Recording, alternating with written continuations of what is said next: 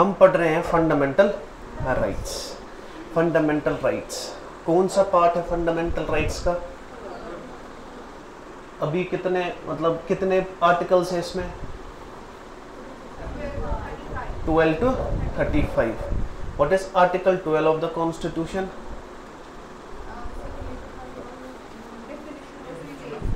Definition of state. Article 12 gives you the definition of state. क्यों चाहिए हमें definition of state? क्योंकि मैं यूज करता हूं कि state shall not do inequality, ठीक है ना? State shall not discriminate. हमें पता होनी चाहिए कि state है क्या। स्टेट में क्या क्या आता है? स्टेट में आपका पार्लियामेंट आता है, स्टेट लेजिस्लेचर्स आते हैं, कंपनीज आते हैं, कॉन्स्टिट्यूशनल बॉडीज आती हैं, स्टैट्यूटरी बॉडीज आती हैं और प्राइवेट बॉडीज भी आती है, ठीक है ना? समझ आ रही बात? अगर इस सब में से पार्लियामेंट, स्टेट लेजिस्लेचर किसी ने भी आपका वायलेट किया फंडामेंटल राइट, क्या आप कोर्ट जा सकते हो? क्यों कोर्ट जा सकते हैं? क्यों कोर्ट जा सकते हैं? क्योंकि फंडामेंटल राइट्स आर जस्टिशिएबल। अगर आपका डीपीएसपी जो मैंने पार्ट 4 बोला था, directive principles of state policy, अगर वो आपके वायलेट होते हैं, क्या आप कोर्ट जा सकते हो? नहीं जा सकते, क्योंकि वो जस्टिशिएबल नहीं है। This was article 12 of the constitution. What is article 13 of the constitution? Article 13 पता नहीं है? आर्टिकल 13 हाँ ठीक है। क्या होता है article 13? Shall be declared as void. जो भी laws before the commencement of the constitution they were inconsistent, they must oppose it, they were inconsistent with fundamental rights, they should be considered void ab initio, void ab initio. This was article 12. Article 13, what is article 14? Equality, right to equality before law and equal protection of law. Article 15, no discrimination on the basis of, क्या बोला था mnemonics के लिए? RCB, race, caste, place of birth and race and sex, ठीक है, religion. Article 16 of the Constitution, Article 16 ma'am, equality of opportunity, ठीक है। इसमें हमने 2 ऐड और किए थे, कौन सा? डिसेंडेंट रेजिडेंस, ठीक है ना। Article 17 of the constitution, untouchability. Article 18 of the constitution, titles. Article 19 of the constitution, freedom of speech and expression, right to freedom. Freedom में क्या क्या आता है? First 19 clause 1 clause A, freedom of speech and expression. फिर पहले assemble, association, freely move, residence and occupation, हो गया ये, ठीक है। आपने ये पढ़ा नहीं है, आपको दे देंगे ये क्लासेस, ठीक है ना, मैं कर दूंगा, कोई बात नहीं, रिलैक्स। ये बंद, इसको आगे रख दूंगा। नाउ आर्टिकल 19 तक हमने पढ़ा था, आज पढ़ेंगे article 20 of the constitution. Article 20 of the constitution, हम पढ़ रहे हैं कॉन्स्टिट्यूशन ऑफ इंडिया। हमने अभी तक 19 आर्टिकल्स पढ़े हैं, ठीक है ना, हमने अभी तक 19 आर्टिकल्स पढ़े हैं। ये कॉन्स्टिट्यूशन होता क्या है? कॉन्स्टिट्यूशन एक डॉक्यूमेंट है, एक बुक है, जिसमें क्या है? जिसमें प्रोविजंस है, जिसमें आर्टिकल्स है, प्रोविजंस है, जिनके हिसाब से आपको अपनी स्टेट को चलाना है, ठीक है ना। अभी पढ़ रहे हैं article 20 of the constitution. Protection in respect of conviction of offence. Protection in respect, in respect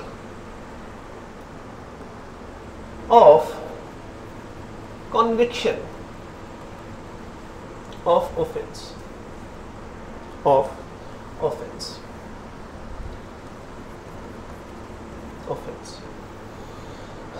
in respect of conviction of offense.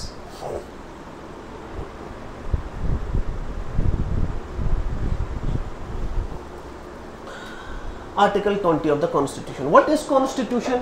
Constitution है क्या?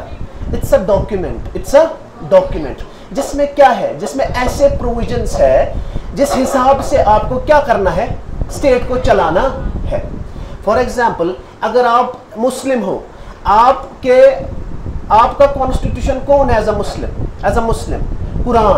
कुरान में ऐसे प्रोविजंस दिए हैं, आपके हदीस में ऐसे प्रोविजन दिए हैं जिससे आपको अपने आप को और अपने स्टेट को कंडक्ट करना है। इसी तरीके से हमारी जो कंट्री है, इट्स नॉट रिलीजियस, ठीक है ना, इसमें सेक्युलरिज्म चलता है। हमने अपने कॉन्स्टिट्यूशन को सेक्युलर बनाया है।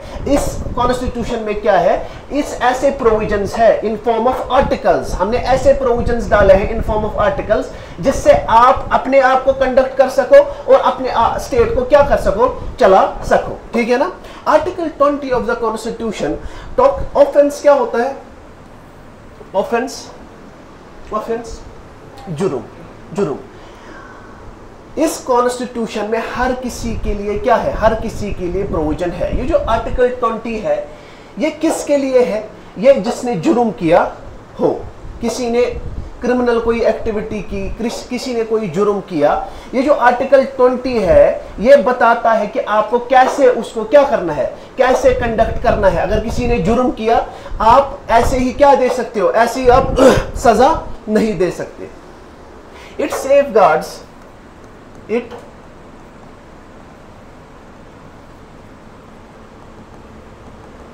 it safeguard criminals from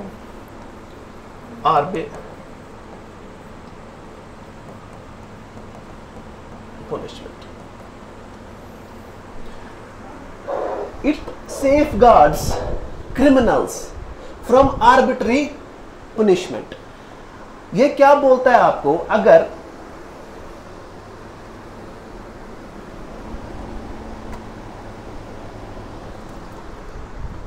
article 20 of the constitution, notes मिल गए था आपको कल, ठीक है ना, वो आर्टिकल 35 तक है, ठीक है। अब मैं एक एक करके देता, मैंने सारे दे दिए, फिर हम पहले नोट्स दे दिए फिर पढ़ेंगे, ठीक है। ये आर्टिकल 20 किसके लिए है? ये क्रिमिनल्स के लिए है।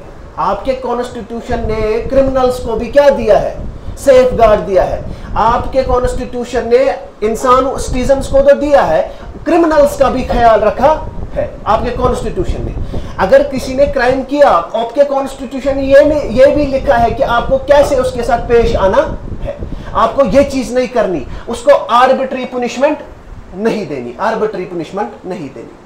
Article 20 it is protection in respect of conviction of offence. अगर किसी ने कोई क्रिमिनल एक्टिविटी की, कोई ऑफेंस किया, आपके कॉन्स्टिट्यूशन में ये भी उसके भी सेफगार्ड के लिए प्रोविजन है। सिटीजन्स के लिए तो सेफगार्ड है, लेकिन अगर किसी क्रिमिनल ने भी क्रिमिनल एक्टिविटी की, उसके लिए भी क्या है, उसके लिए भी आपके कॉन्स्टिट्यूशन ने क्या किया है, सेफगार्ड रखा है, क्योंकि वो यहाँ के सिटीजन्स ही है, ठीक है ना। It is vast, it's comprehensive. ये खाली सिटीजन्स के लिए नहीं है, ये किसके लिए है, ये क्रिमिनल्स के लिए भी है, ठीक है ना। फॉरेन, अगर कोई फॉरेन भी आता है, एलियंस बोलते हैं उनको, ठीक है ना, एलियंस, अगर फॉरेनर यहाँ कोई आता है ना, उसके लिए भी यहाँ सेफगार्ड है। आपका कॉन्स्टिट्यूशन कॉम्प्रिहेंसिव डॉक्यूमेंट है जिसमें सबके लिए प्रोविजंस है। ये आर्टिकल 20 किसके साथ डील करता है? क्रिमिनल्स के साथ, जिन्होंने क्या किया है, जिन्होंने कोई ऑफेंस किया है। इसमें क्या है, इसमें तीन चीजें इसमें मेंशन की गई है। First, no ex facto legislature, no ex post facto law, no ex facto legislation या एक्स पोस्ट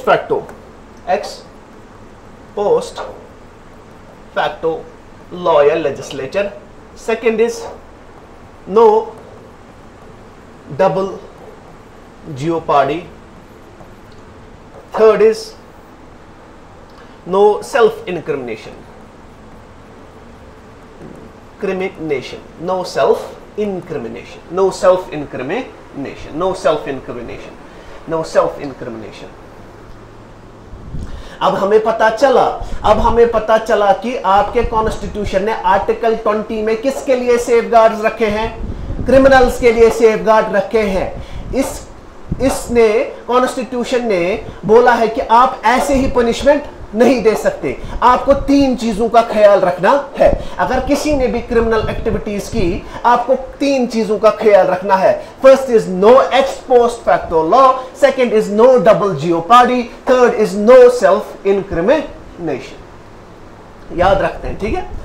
ये आर्टिकल 20 किसके लिए है? क्रिमिनल्स के लिए। Protection of criminals, protection in respect to conviction of offence, protection in respect of conviction of offence. अगर किसी ने भी गलती की, उसको भी सेफगार्ड किया है। आपके कॉन्स्टिट्यूशन ने उसको भी क्या दिया है? सेफगार्ड दिया है। नाउ इस आर्टिकल में 3 चीजें मेंशन की है। आप ऐसे ही पनिशमेंट नहीं दे सकते। अगर किसी ने भी गलती की, आपको पहले 3 चीजों का ख्याल रखना होगा। First is no ex post facto law, no ex post facto law. हमें लिटरल मीनिंग, हमें एक्स पोस्ट फैक्टो लॉ नहीं बनाना है। लिटरली देखते हैं, no ex post facto law. हमें क्या करना है? एक्स पोस्ट फैक्टो लॉ नहीं बनाना। What is ex post facto law?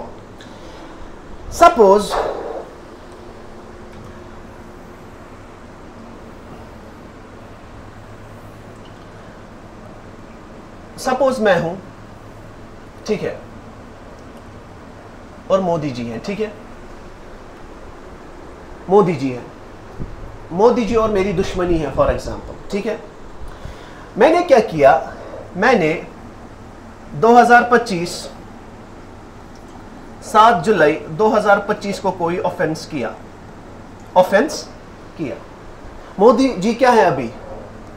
Modi ji है प्राइम मिनिस्टर।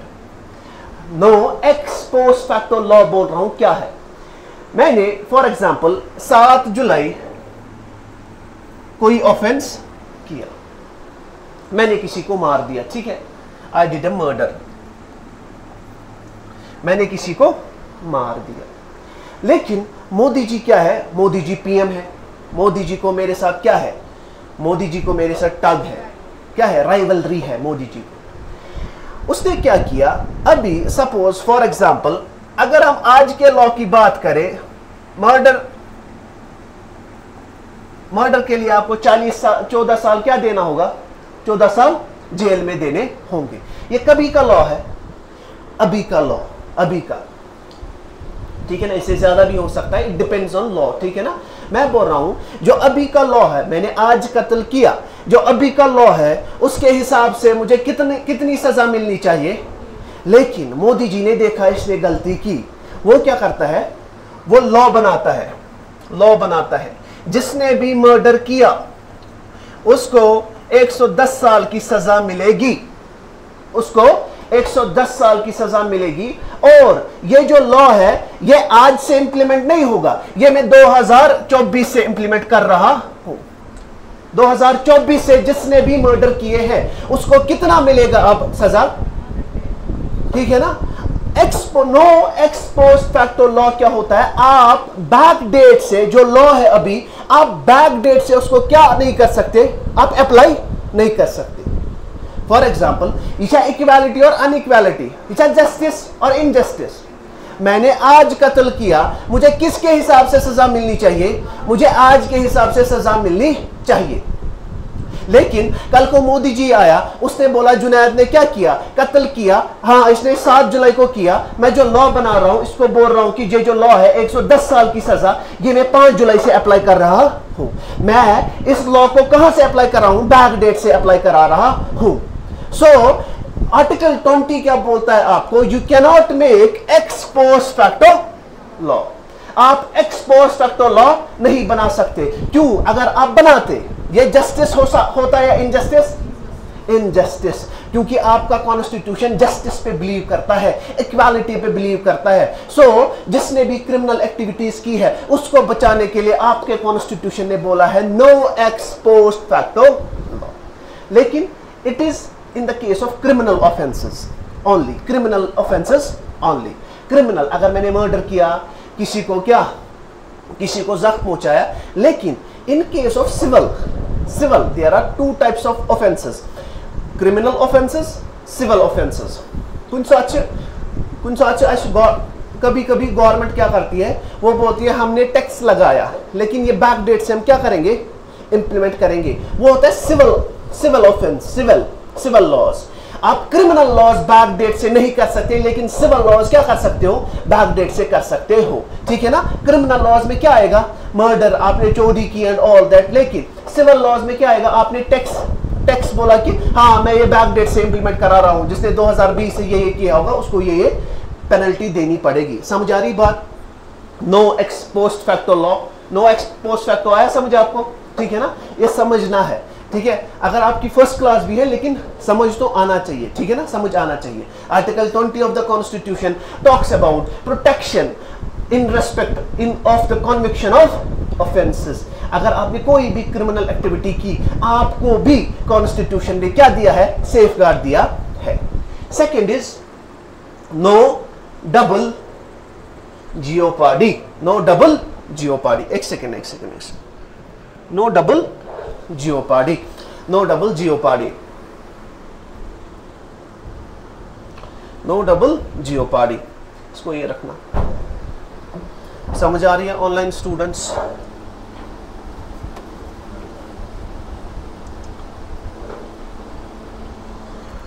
ठीक है, first is no ex post facto law. जब भी आपने क्रिमिनल ऑफेंस की, आपका जो लॉ तब है, आपको वो इंप्लीमेंट करना है। आप बैक डेट से अपना लॉ क्या नहीं कर सकते, आप बैक डेट से अपना लॉ इंप्लीमेंट नहीं कर सकते। Second is no double jeopardy. Double जियोपार्डीशन जरूरी है हमें, double jeopardy. What do you mean by jeopardy now, no double jeopardy. We are talking about Article 20 of the Constitution. Article 20 of the Constitution ने क्या दिया है, आपका प्रोटेक्शन दिया है, किसका, क्रिमिनल्स को प्रोटेक्शन दिया है। अगर आपने कोई भी गलती की, आपको स्टेट आर्बिट्री पनिशमेंट नहीं दे सकती, ऐसी पनिशमेंट नहीं दे सकती। आपको क्या करना है, आपको तीन चीजों का ख्याल रखना है। First is no ex post facto law, no double jeopardy, no self incrimination. What is no ex post facto law, आपने अगर कोई भी गलती की, ऑफेंस किया, क्रिमिनल एक्टिविटी की, जो तब लॉ है आपको इसी हिसाब से सजा मिलनी चाहिए, ना कि आप क्या करोगे, आप लॉ लाओगे बैक डेट से, क्या करोगे, बैक डेट से आप इंप्लीमेंट नहीं कर सकते। Second is no double jeopardy. First is no ex post facto law, no ex post facto law. Second is no double jeopardy. No double jeopardy is के आप क्या नहीं कर सकते, आप एक गलती के लिए दो बार किसी को सजा नहीं दे सकते, किसी को सजा नहीं दे सकते। अगर किसी ने मर्डर किया, उसको क्या 14 साल की सजा है, उसको 14 साल की सजा के बाद आपको क्या करना है, आपको छोड़ देना है। आप दो बार एक ही को सजा नहीं दे सकते, एक इंसान को सजा नहीं दे सकते। ये सेफ गार्ड है ना क्रिमिनल्स के लिए, सेफ गार्ड है ना, जिसने कोई गलत एक्टिविटी की है। First is no expect, third is no self incrimination. आप किसी को फोर्स नहीं कर सकते कि वो अपने खिलाफ क्या दे, सबूत पेश करे। नो सेल्फ इंक्रिमिनेशन होता है कि आप क्रिमिनल्स को क्या नहीं कर सकते, आप उनको फोर्स नहीं कर सकते कि आप अपने खिलाफ क्या दो, अपने खिलाफ बयान दो। नो सेल्फ इंक्रिमिनेशन, वो अपने खिलाफ आप उसको फोर्स नहीं कर सकते, आप अपने ही खिलाफ बयान दो। किसी क्रिमिनल को आप नहीं बोल सकते कि आप अपने खिलाफ बयान दो। लेकिन मतलब इसमें कुछ एक्सेप्शंस है। अगर लॉ ने बोला कि इसको क्या करना है, इसके फिंगरप्रिंट्स ले लो, आप इसका रिकॉर्डेड कोई ये ले लो, बयान ले लो, वो ले सकते हैं। लेकिन लॉ ने बोला है इन जनरल आप किसी को फोर्स नहीं कर सकते कि वो क्या दे, वो अपने ही खिलाफ क्या दे, बयान दे। लेकिन अगर किसी लॉ में लिखा है कि हाँ एक्सेप्शंस आर देयर, अगर कोर्ट ने लिखा है कि हाँ इसको क्या देना है, इसको बयान देना है, तब आप ले सकते हो। लेकिन इन जनरल में नो सेल्फ इंक्रिमिनेशन। ये तीन चीजें समझ आई आपको, ये तीन चीजें समझ आई। No ex post facto law, second no double jeopardy, no self incrimination, ठीक है, no ex post facto law, ठीक है। Article 20 of the constitution. Now article 21,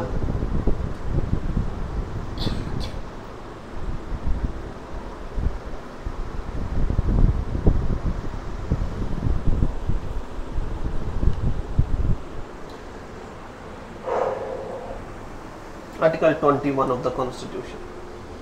Article 21.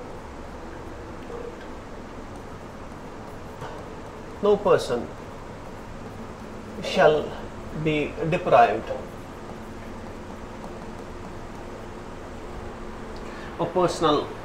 of his personal life, of his her life and personal liberty except procedure established by law. Article 21 of the Constitution, protection of life and personal liberty, protection of personal life and liberty, protection ये लिखना है, protection of personal life and liberty. ये short में लिख सकते हैं, ये short में लिख सकते हैं.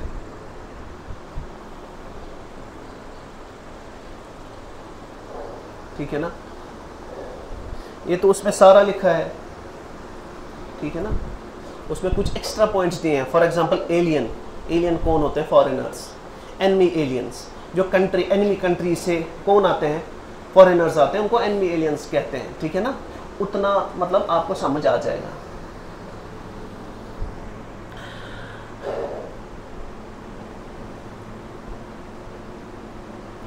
What is part 4 of Constitution, man?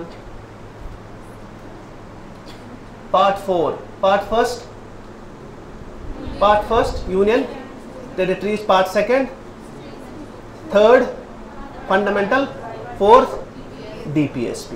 4A, Fundamental Duties. 5, Union. 6, State. 7, repealed. 8, Union Territories. ठीक है ना, ऐसे याद करो, 5-6 बार याद करो, ये हो जाएगा. ठीक है ना. What is 12th schedule? Tiers of all PM municipalities. ठीक है ना, municipalities ऐसी. What is first schedule, ma'am? First schedule TEAR जैसे बोला था, tiers of all PM. पता है ना, schedules 12 schedules है. फर्स्ट शेड्यूल क्या है? टेरिटरीज. ठीक है, उसमें नाम लिखे हैं टेरिटरीज के एंड ऑल दैट. वो मैंने आपको डॉक्यूमेंट दिया है, उसको 5-6 बार पढ़ो. आपका 13 को शायद एग्जाम है. ठीक है ना, बोल दिया था इन्होंने 13 को फर्स्ट पेपर आपका. इसके 40 क्वेश्चन, रीजनिंग के 40 क्वेश्चन और आपके मॉडर्न हिस्ट्री के 40 क्वेश्चन. ठीक है ना, 120 क्वेश्चंस. आपके अभी 10 पेपर्स हैं, ऑलमोस्ट 1200 क्वेश्चंस तो टेस्ट सीरीज से हो जाएंगे. अपार्ट फ्रॉम दैट 1000-2000 क्वेश्चंस तो यहाँ हो जाएंगे. 3-4 हज़ार क्वेश्चंस आप यहाँ से करके जाओगे. ठीक है, समझ आ रही? Now article 20 of the constitution, no person shall be deprived of life and personal liberty except procedure established by law. What is this procedure established by law? Literal meaning में बोल दो. लिटरल आपको अभी पता नहीं है, लिटरल मीनिंग में क्या है? हाँ, ठीक है. फिर आप किसी को फांसी देते हो. ठीक है ना, आर्टिकल 21 क्या कहता है? आप किसी की लाइफ या पर्सनल लिबर्टी को छीन नहीं सकते, आप किसी को मार नहीं सकते और उसकी पर्सनल लिबर्टी को छीन नहीं सकते. लेकिन आपकी स्टेट तो किसी को परसों किसी को फांसी दे दी ना, फांसी मतलब वो 8 बंदों को फांसी दी थी. It is against your article 21. How? There is exception, except procedure established by law. अगर कोई प्रोसीजर किसने एस्टैब्लिश किया हो? लॉ ने. आपने कोई किसी का मर्डर किया, आपने किसी का रेप किया है, rarest of the rare cases, आपको लॉ ने बोला है कि ये प्रोसीजर है, आपको क्या किया जा सकता? You should be deprived of your life and personal liberty. What is the difference between freedom and liberty? Liberty पे क्वेश्चन आता है, what is liberty? What is the difference between liberty and freedom? Freedom क्या होता है? Basically freedom होता है absence of restrictions. For example, मेरी एक बेटी है, ठीक है ना, फ्रीडम ऑफ लिबर्टी की, फ्रीडम एंड लिबर्टी की बात करते हैं। मेरी कोई बेटी है, ठीक है, मेरी कोई बेटी है प्रिया, ठीक है, फ्रीडम, पहले फ्रीडम, मैं उसको बोलता हूं कि जो आपको पहनना है, जो आपको खाना है, जहां आपको जाना है, जो आपको करना है, without any restrictions, you are free, I will give you freedom, जो भी आपको करना है, this is freedom, absence of restrictions. मैं उस पर रिस्ट्रिक्शंस नहीं लगा रहा हूं, प्रिया पे मैं रिस्ट्रिक्शंस नहीं लगा रहा हूं। सेकंड, वही मेरी बेटी है, मैं उसको क्या बोल रहा हूं? मैं उसको बोल रहा हूं आप 10 बजे के बाद, या बेटा है कोई, मैं उसको बोलता हूं कि 10 बजे के बाद आप घर के बाहर नहीं रह सकते, आप क्या नहीं कर सकते, आप ये ड्रेस नहीं पहन सकते, आप सिगरेट नहीं पी सकते, आप क्या नहीं कर सकते, आप शराब नहीं पी सकते। क्या मैं उस पर रिस्ट्रिक्शंस लगा रहा हूं? क्या मैं उस पर रिस्ट्रिक्शंस लगा रहा हूं? पहला केस देखते हैं। प्रिया है, उसको मैंने बोला जो आपको खाना है, जो आपको पीना है, जैसे आपको रहना है, जितने बजे घर आना है, आप कर सकते हो। क्या मैं इस पे रिस्ट्रिक्शंस लगा रहा हूं? नहीं। आपको जो कर, there is absence of restriction, absence, freedom में एब्सेंस ऑफ रिस्ट्रिक्शंस। अब मैं क्या कर रहा हूं? दूसरा केस देखो लिबर्टी का, मैं उसको बोल रहा हूं कि आप 10 बजे के बाद घर के बाहर नहीं रह सकते, आप शराब नहीं पी सकते, आप शॉर्ट्स नहीं पहन सकते, आप क्रॉप टॉप नहीं पहन सकते, आप कोई 10 के बाद नहीं बाहर रह सकते। मैं इस पे रिस्ट्रिक्शंस लगा रहा हूं कि नहीं? एज अ फादर मैं रिस्ट्रिक्शंस लगा रहा हूं कि नहीं? सेकेंड केस में ना रिस्ट्रिक्शन, नहीं पहनना है, ये नहीं कर, दिस आर रिस्ट्रिक्शंस। लेकिन ये जो रिस्ट्रिक्शंस है ये इसकी भलाई के लिए है। मुझे पता है कि she will develop her personality in a better way. ये जो रिस्ट्रिक्शंस मैं लगा रहा हूं ताकि ये अपनी पर्सनालिटी को बेटर वे में डेवलप कर सके, ताकि ये अपनी जिंदगी को अच्छे वे में गुजार सके, इसको ही लिबर्टी बोलते हैं। Liberty is not about absence of restrictions only. Restrictions, absence of restrictions freedom में आता है, लेकिन लिबर्टी में आप रिस्ट्रिक्शंस भी लगाते हो, आप वैसे बिहेव करते हो ताकि वो अपने फुल पोटेंशियल को डेवलप कर सके, वो अपनी जिंदगी को अच्छी तरह गुजार सके। ठीक है ना, समझ आई? अगर आपके फादर आपको बोल रहे हैं कि कर रहे हैं फोन, क्या जाए 8 बजे घर, क्या जाओ 8 बजे ब्रोड कर, these are restrictions. Is it freedom of freedom और लिबर्टी? इट इज लिबर्टी, क्योंकि वो आपकी भलाई के लिए बोल रहा है। इस माहौल में आप अपने पोटेंशियल को 100% क्या कर सकते हो? 100% रीप कर सकते हो। ठीक है ना? अगर मैंने फ्रीडम दे दी, शराब पिया आपने, मतलब स्मोकिंग की एंड ऑल दैट, क्या आपका पोटेंशियल वैसा ही रहेगा? You will get degraded day by day. Your health will get deteriorated. ये जो फ्रीडम है ये देनी चाहिए, मगर अंडर सर्टन कंडीशंस। इसको फ्रीडम नहीं लिबर्टी देनी चाहिए। ठीक है ना? Personal freedom and liberty. First article 21 talks about you cannot deprive of person of his life, of his or her life and personal liberty. आपको उसको क्या देनी है? लिबर्टी देनी है। इसमें रिस्ट्रिक्शंस हो भी सकते हैं, नहीं भी हो सकते हैं। फॉर एग्जाम्पल, क्या करना है? इसको बाहर जाना है पढ़ने के लिए, she is getting PhD from German university, मैं इसको नहीं रोक सकता। मैंने इसको बोला कि आप जा सकते हो, ठीक है ना, आप जा सकते हो। मैंने इस पे रिस्ट्रिक्शंस, ये भी लिबर्टी में आता है। लिबर्टी वो है जिससे आपका बच्चा, आपका कोई भी इंसान अपने फुल पोटेंशियल को क्या कर सके? फुल पोटेंशियल को डेवलप कर सके।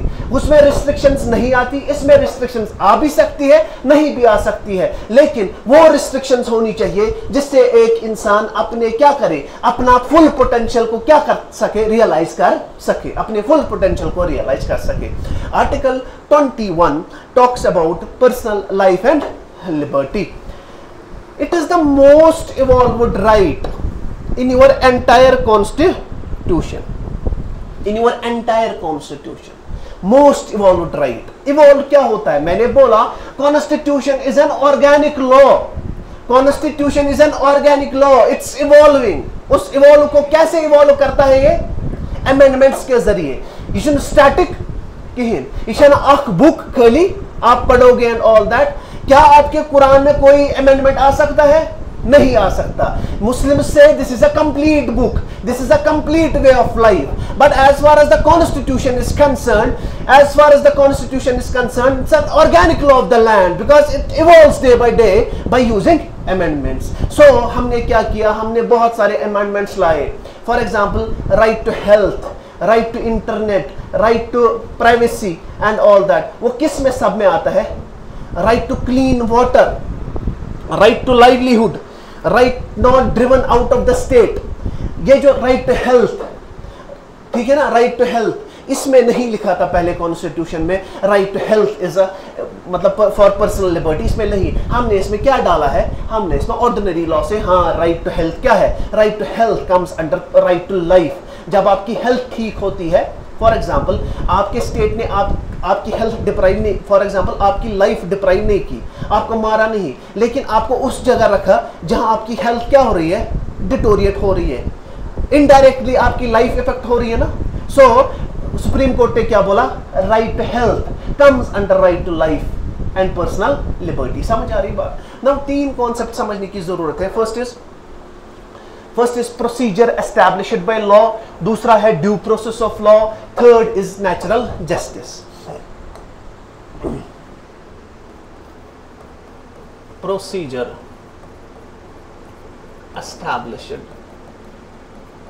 established by law, second due process of law, हाँ, third is natural justice. एक सेकंड में पानी लाता हूँ, ठीक है, 2 मिनट.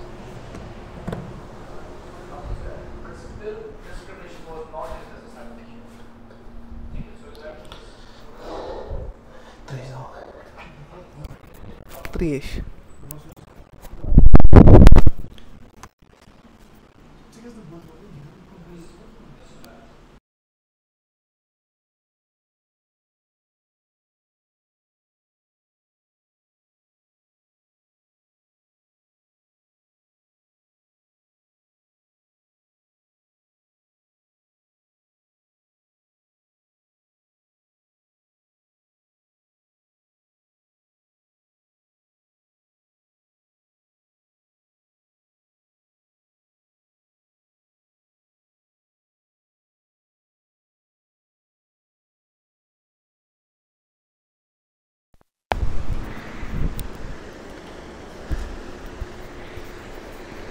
सीजमाइड है, सीजमाइड, हाँ, अच्छा stomach.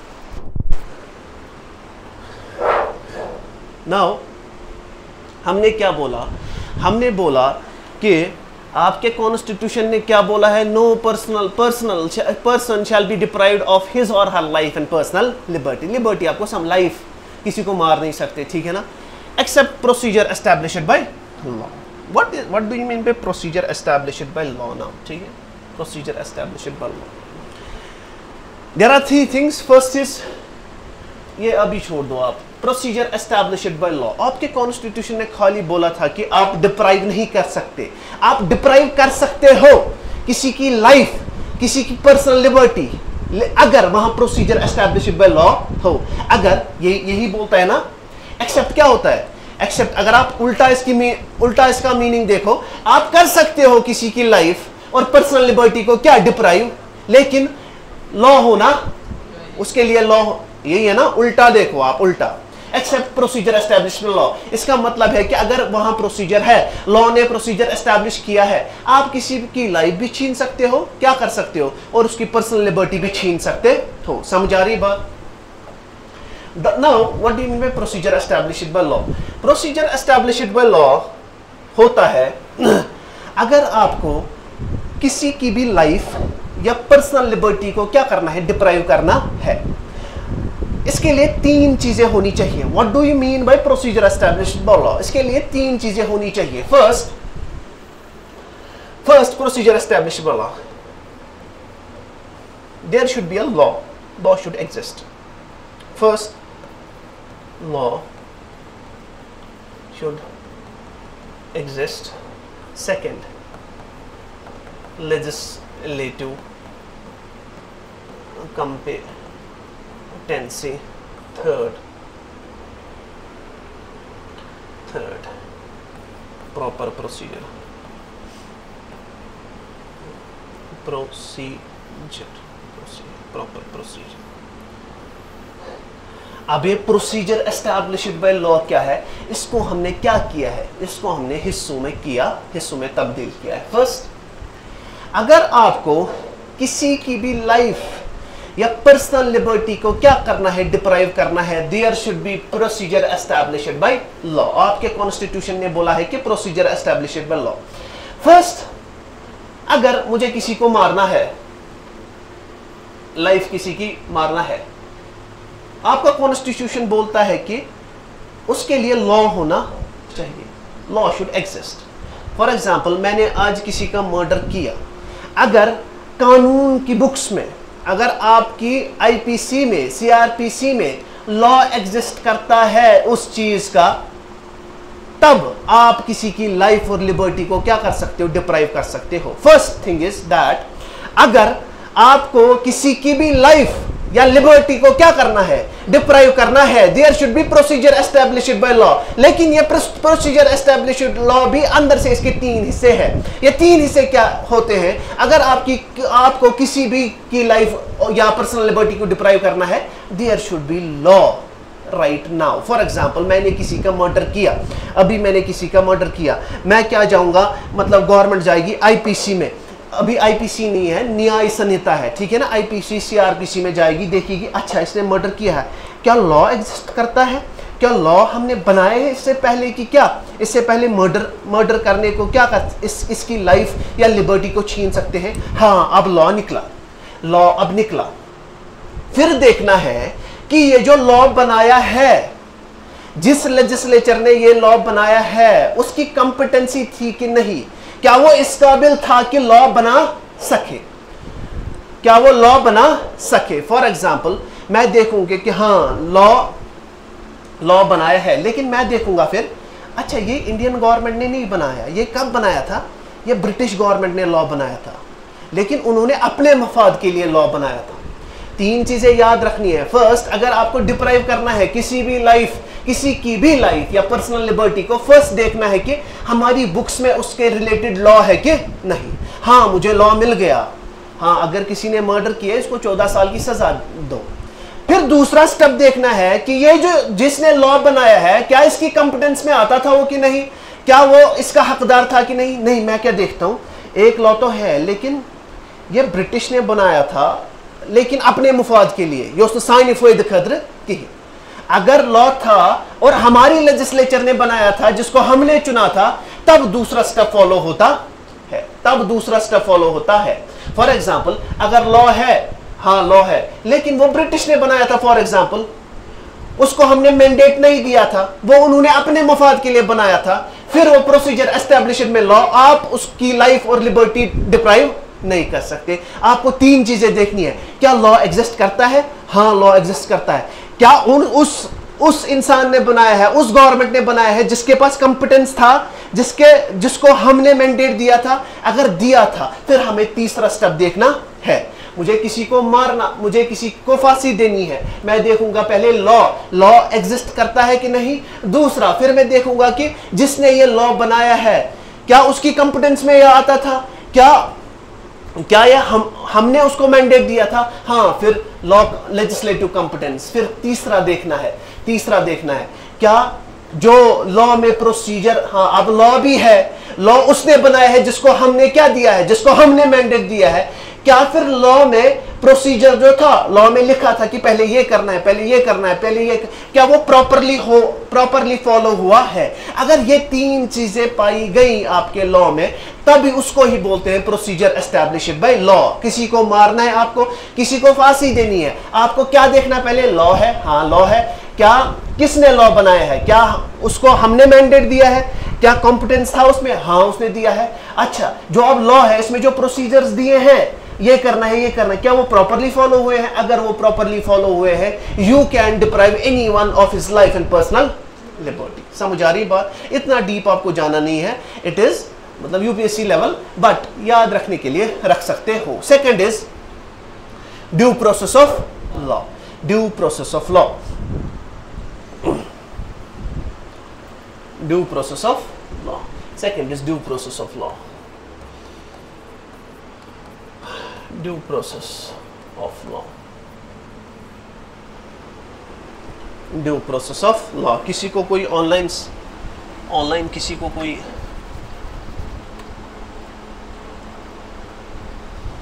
Due process of law.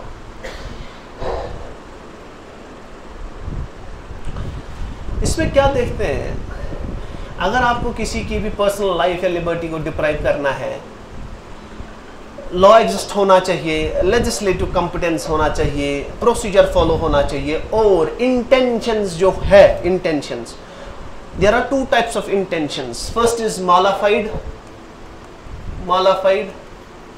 Third is bona modified and bona fide. Modified and bona fide intentions. असल इंटेंशन, खराब इंटेंशन. खराब इंटेंशन, अच्छे intention. Procedure established by law में थोड़े से फ्लॉज थे. सुप्रीम कोर्ट ने क्या बोला, article 21 doesn't incorporate only procedure established by law. इसमें ड्यू प्रोसेस ऑफ लॉ भी है, इसमें ड्यू प्रोसेस ऑफ लॉ भी है. आप किसी की भी लाइफ एंड पर्सनल लिबर्टी को क्या कर सकते हो, डिप्राइव कर सकते हो, एक्सेप्ट किसी को भी कर सकते हो by procedure established by law. Procedure established by law, मैंने बोला लॉ एग्जिस्ट कर रहा है, लेजिस्लेटिव कॉम्पिटेंसी है, आप प्रोसीजर फॉलो हुआ है, आप कर सकते हो, उसको मार सकते हो. लेकिन सुप्रीम कोर्ट ने क्या बोला, ये नहीं चलेगा. उन्होंने क्या देखा, उन्होंने देखा कि लॉ तो है ही, हमने भी, पार्लियामेंट ने भी लॉ बनाया है, लेकिन आधे गवर्नमेंट्स क्या ऐसे करते थे, किसी ने कत्ल कर दिया, हाँ लॉ है, लेकिन उनकी इंटेंशंस ठीक नहीं होती थी. उन्होंने क्या किया, उनको जब दिखता था कि दुश्मन ने कोई ये किया है, दुश्मन ने, it is not about only life, it's also personal liberty. Personal liberty, आप किसी को ऐसे ही जेल में डालते हो, that's against his personal liberty. अब सुप्रीम कोर्ट ने क्या देखा, सुप्रीम कोर्ट ने देखा कि लॉ तो है, प्रोसीजर एस्टैब्लिशमेंट लॉ है, लेकिन इस प्रोसीजर एस्टैब्लिशमेंट लॉ फ्लॉज है. क्योंकि जो गवर्नमेंट होती है, जो कोर्ट्स होते हैं, मतलब ये क्या करते हैं, प्रोसीजर लॉ भी एग्जिस्ट करता है, लेजिस्लेटिव कॉम्पिटेंसी भी है, लेकिन इनके इंटेंशंस ठीक नहीं है. इनके इंटेंशंस ठीक नहीं है. ये मेरा दुश्मन है, लॉ भी है, इसको 14 साल की सजा दे दो. ये मेरा दोस्त है, इसको क्या है, इसको पर्सनल लिबर्टी रहने दो एंड ऑल दैट. उसको ज्यादा सजा दे दो, इसको कम सजा दे दो. फिर सुप्रीम कोर्ट ने क्या डेवलप किया, ड्यू प्रोसेस ऑफ लॉ. इन्होंने बोला आप क्या देखोगे, आप खाली 3 चीजें नहीं देखोगे, अब आप 4 चीजें देखोगे, तब आप क्या कर सकते हो. You can deprive any person of his personal liberty and life. ठीक है ना, personal life and his personal liberty. आपको अब 4 चीजें देखनी है. फर्स्ट, क्या लॉ एग्जिस्ट करता है. सेकंड, क्या उसकी लेजिस्लेटिव कॉम्पिटेंसी है. क्या तीसरा, क्या उसने प्रोसीजर फॉलो किया है. चौथा, क्या उसके इंटेंशंस बोनाफाइड है कि नहीं. क्या आपकी गवर्नमेंट के जिसको सजा देनी है, क्या उसके क्या इंटेंशंस अच्छे हैं कि नहीं. क्या वो इसके लिए उसकी पर्सनल लिबर्टी, इसके लिए उसकी पर्सनल लिबर्टी या पर्सनल लाइफ छीनना चाहता है, उसके इंटेंशन सही है कि नहीं. अगर इंटेंशन सही नहीं है, अगर 3 भी है, अगर आपके 3 भी है, ये भी है, ये भी है, ये भी है, प्रोसीजर एस्टैब्लिश्ड लॉ क्या कहता है, इसको फांसी दे दो, इसकी पर्सनल लिबर्टी को खत्म कर दो. लेकिन सुप्रीम कोर्ट ने क्या बोला, अब 3 ही नहीं चलेंगे, अब क्या चलेंगे, 4 चलेंगे. First is law exist, legislative competency, procedure चा फॉलो गो. चौथा, आपको देखना है कि इंटेंशन क्या है गवर्नमेंट का. क्या इंटेंशन वेलफेयर है, क्या इंटेंशन आपका ये एनिमी है इसीलिए इंटेंशन है, क्या बोनाफाइड इंटेंशन है कि मालाफाइड. मालाफाइड जो रॉन्ग इंटेंशंस. अगर आप किसी की भी पर्सनल लिबर्टी छीन रहे हो, लेकिन आपके इंटेंशंस ठीक नहीं है, आपका वो दुश्मन है, इसीलिए आप उसकी पर्सनल लिबर्टी छीन रहे हो, फिर आप उसकी पर्सनल लिबर्टी छीन नहीं सकते. आपको चौथा, इंटेंशंस पे भी फोकस करना है. इंटेंशंस पे भी फोकस करना है. चौथा, third is natural justice. Natural justice, natural justice में 2-3 पॉइंट्स आते हैं. आप फॉर एग्जाम्पल, ये अलग है, इसमें आप अपने केस के खुद जज नहीं बन सकते। फॉर एग्जाम्पल अगर जज ने क्या किया, रिसेंटली जस्टिस बोबडे थे, justice Bobde, chief justice of India justice Bobde, उनके क्या इल्ज़ाम था, उनके जो सर्वेंट्स थे उसमें एक फीमेल भी थी, उसने बोला कि इसने मेरे साथ सेक्सुअल एक्सप्लॉयटेशन किया है। किसने? चीफ जस्टिस ऑफ इंडिया ने। फिर उन्होंने बेंच बिठाया कि ये सही है कि नहीं। बेंच में कौन था? बेंच में चीफ जस्टिस ऑफ इंडिया खुद बैठा था। ऑब्वियसली ये नेचुरल जस्टिस नहीं है। नेचुरल जस्टिस बोलता है कि आप अपने केस के क्या नहीं बन सकते, आप अपने केस के जज नहीं बन सकते, आपके इंटेंशन सही होने चाहिए। This is natural justice. आप इतना याद रखो, first is article 20 of the constitution, protection in respect of conviction of offences. उसमें 3 चीजें हैं, no ex post facto law, second is no double jeopardy, third is no self incrimination. No ex post facto law क्या है? आप backdate से क्या नहीं कर सकते, इंप्लीमेंट नहीं कर सकते। सेकंड, नो डबल जियोपार्डी, एक ही सजा, एक ही गलती की आप दो बार सजा नहीं दे सकते। तीसरा, नो सेल्फ इनक्रिमिनेशन, आप क्रिमिनल्स को नहीं बोल सकते कि आप अपने खिलाफ क्या दो, अपने खिलाफ सबूत दो। Article 21 of the constitution, protection life and liberty, protection of life, personal life and liberty. इसमें भी 3 चीजें आती हैं, procedure established by law and due process of law. Due process में एक्स्ट्रा चीज है कि आपके इंटेंशंस सही होने चाहिए, ठीक है। नेचुरल जस्टिस आपको पता है। Now article 21 of the 21A of the constitution, right to free education, right to education, right to free education till 14 या 6 to 14 रख दो, 6 to 14।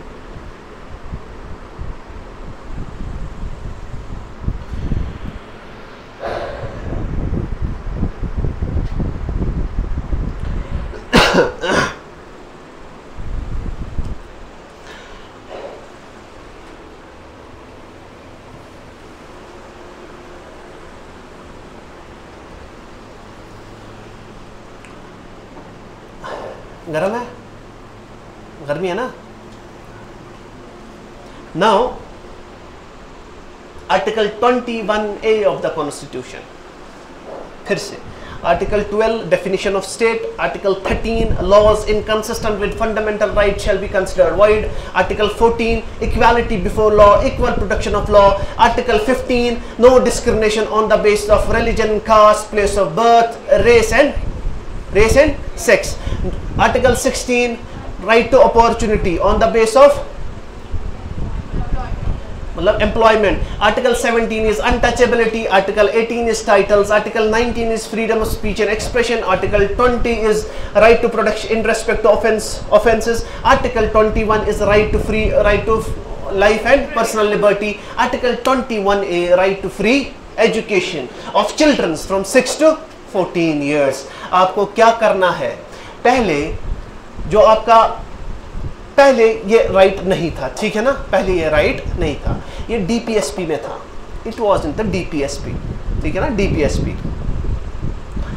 DPSP क्या है? DPSP direct to principles of state policy.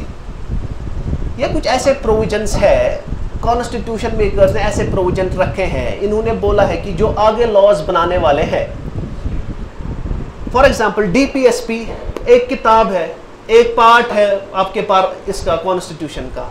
ये क्यों रखा है? बेसिकली ये रखा है, फॉर एग्जांपल ये DPSP है, ठीक है, ये DPSP है। ये क्यों रखा है? हमारे फोर फादर्स ने, जो कॉन्स्टिट्यूशन मेकर्स है, उन्होंने बोला कि जो आगे लॉ बनाने वाले हैं उनको क्या करना है, उनको अगर कोई भी लॉ बनाना है, पॉलिसी बनाना है, उनको इन चीजों का ख्याल रखना होगा। हमारी कंट्री में ये फ्लॉज हैं, फॉर एग्जाम्पल एजुकेशन नहीं है चिल्ड्रंस की, maternity leave and all that, equal wages वो नहीं है। जब भी आप लॉ बनाओ, उन्होंने फ्यूचर जो पार्लियामेंटेरियंस थे, फ्यूचर पॉलिसी मेकर्स थे, उनके लिए क्या दिया है? उनके लिए एक डॉक्यूमेंट दिया है DPSP, आपके पार्ट 4 में है DPSP। बोला है कि अगर आपको कोई भी पॉलिसी बनानी है, आप पहले इसकी तरफ देखो, हमारी कंट्री को क्या क्या नीड है। इसी में आर्टिकल 45 आई गेस इसमें था एक चीज कि आपको क्या देना है, जब भी आप पॉलिसी बनाओ, आपको एक ऐसी पॉलिसी बनानी चाहिए कि आपको फ्री एजुकेशन देनी है चिल्ड्रंस को फ्रॉम 6 to 14। ये डीपीएसपी में था, डीपीएसपी में पहले था, ये डीपीएसपी में। अगर आपको कल कोई पॉलिसी बनानी हो, इसमें एक था, अच्छा आपको ऐसी पॉलिसी भी बनानी होगी जहां आप फ्री एजुकेशन दे सको।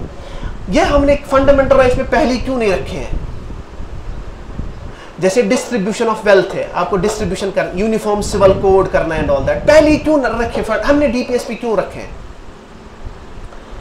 इसमें ऐसे प्रोविजंस है क्या पोस्ट ज्यादा लगा जिसमें पैसे लगते, लेकिन हमने जब अपना कॉन्स्टिट्यूशन बनाया 1950 में, तब हमारी ऐसी सिचुएशन नहीं थी। तब हमारी ऐसी सिचुएशन नहीं थी कि हम फ्री एजुकेशन दे सकते। हमने क्या किया, हमने फिर डीपीएसपी में रखा कि जब आगे आने वाला वक्त जो भी पार्लियामेंटेरियंस हो, जो भी पॉलिसी मेकर्स हो, वो क्या कर सकते हैं, वो ये क्या कर सकते हैं, फुलफिल कर सकते हैं। अभी ये फुलफिल नहीं हो सकते क्योंकि हमारे पास उतने पैसे नहीं है, हम उतने मैच्योर नहीं है। उन्होंने दिया है कि हाँ, अगर हम कल को क्या बने, कल को सुपर पावर बने या कल को हमारी स्टेबिलिटी आए, हमें देखना। अच्छा, इसमें उन्होंने फोर फादर्स ने बोला था, जब हमने क्या किया, जब हमने देखा कि हमें स्टेबिलिटी आ गई, हमने क्या किया, हमने इनको क्या दिया, हमने फंड इसको उठा के डीपीएसपी से उठा के कहां डाल दिया। इसका फायदा क्या हुआ डीपीएसपी से उठा के? Directive principles of state policy, it is part 4 of the constitution. उसमें ऐसे प्रोविजंस है जो आपको गाइड करते हैं, आपकी पॉलिसी को गाइड करते हैं, वो इसके बाद पढ़ेंगे। It is a document, it's a part 4 of your constitution. उसमें कुछ प्रोविजंस ऐसे हैं कि जो फुलफिल होने चाहिए, ठीक है ना। हमने जो फ्री एजुकेशन का कॉन्सेप्ट था वो आर्टिकल 45 में डाला था, आर्टिकल 45 आई गेस, ठीक है ना।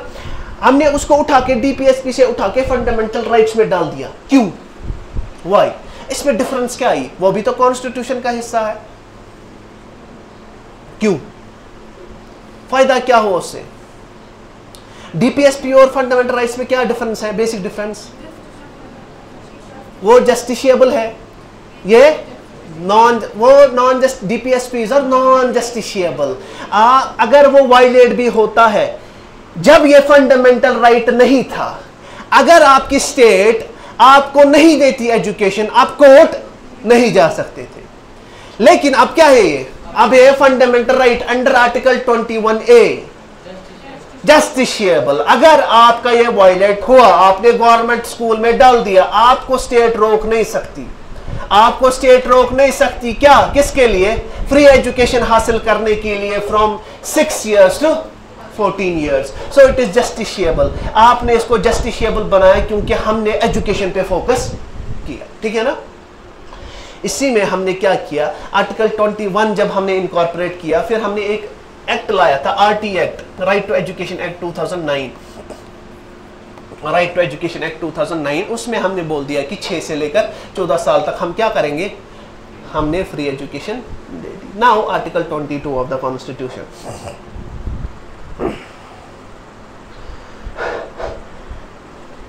protection against arrest and detention।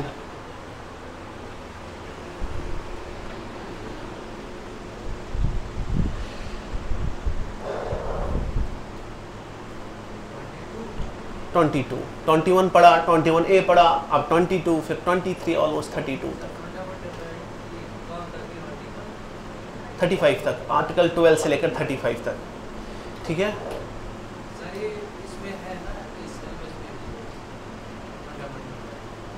आपने गलत सिलेबस देखा है। आपने 2018 का सिलेबस डाउनलोड किया है। परसों मुझे ये भी बोल रही थी, ठीक है ना, वहाँ फंडामेंटल राइट्स नहीं दिया है, वहाँ कॉन्स्टिट्यूशन ऑफ इंडिया दिया है। आपने गलत सिलेबस डाउनलोड किया है। आप मुझे सिलेबस दिखाओ।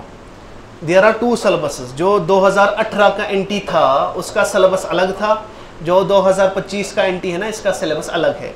उसने भी वही सिलेबस देखा था। उसने परसों मुझे देखा कि 5 ही चैप्टर्स पढ़ने हैं, लेकिन 5 ही चैप्टर्स पढ़ने नहीं है। जो इन्होंने आज का सिलेबस निकाला उसमें खाली फंडामेंटल राइट्स 5 चैप्टर्स नहीं है, आपको फुल कॉन्स्टिट्यूशन पढ़ना है, ठीक है ना। मैं डाल दूंगा उसमें ग्रुप में। हाँ, नोटिफिकेशन में सिलेबस दिया है, नोटिफिकेशन में सिलेबस दिया है नीचे। लेकिन यहाँ प्रॉब्लम होती है, अगर आप लिखते हो ना एंटी सिलेबस JKSSB, वहां निकलता है 2018 का सिलेबस, ठीक है ना, उस पर क्लिक करते हो, उसमें कॉन्स्टिट्यूशन ऑफ इंडिया नहीं है, उसमें 5 चैप्टर्स ही खाली हैं, यूनियन, सिटीजनशिप, फंडामेंटल राइट्स और डीपीएसपीज एंड ऑल। हाँ हाँ ये है ठीक, 3 चीजें हैं, constitution of India, election commission of India and human rights, ठीक है। टू बी ऑनेस्ट मैंने 2018 का ये देखा पेपर, 4 क्वेश्चंस ऐसे थे जो मैंने सुने नहीं थे, ठीक है, जो मैंने सुने ही नहीं थे, आपको किसी भी बुक में नहीं मिलेंगे। 4 क्वेश्चंस ऐसे नहीं, 3 क्वेश्चंस ऐसे थे जो किसी भी बुक में नहीं मिलेंगे। लेकिन अगर आप उनमें कॉमन सेंस लगाते, कॉमन सेंस, मैंने कॉमन सेंस लगाया, 2 ठीक हो गए, common sense. So it's not possible कि आप 100% पेपर कर सको। थोड़ा सा इतनी नॉलेज, इतने फैक्ट्स डेवलप कर सको कि अगर आपको कल को तुक्का मारना ही हो, आप क्या मार सकते हो वो भी सही हो, ठीक है ना। जैसे एक आया था आर्टिकल 6 के बारे में, ये कहाँ से लिया है हमने, आप लक्ष्मीकांत, डीडी बासु, आप कहीं से भी छान लो, इट्स नॉट पॉसिबल वो आपको कहीं मिलेगा। लेकिन हमें पता है कि बेसिक हमने जो भी लिया है वो मतलब ये 1935 के एक एक्ट से लिया है। अगर आप उसके 35 एक्ट लगाते हैं, मतलब कॉन्सेप्चुअल लगाते, वो ठीक था।